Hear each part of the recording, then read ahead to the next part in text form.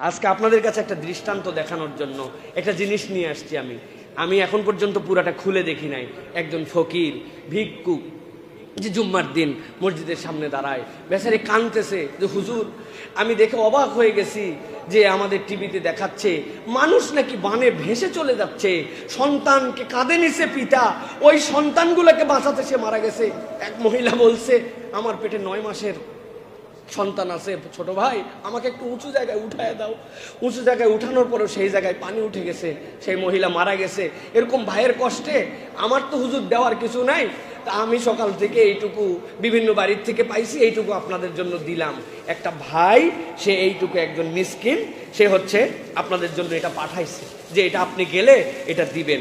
সে এর মধ্যে এই যে কয়েকটা আলু দিছে, 2টা পেঁয়াজ দিছে, কয়েকটা আলু দিছে, তার যতটুকু সামর্থ্যে কুলাইছে। এই দেখেন অর্ধেকটা রসুন দিছে, অর্ধেক রসুন দিছে, 2-3টা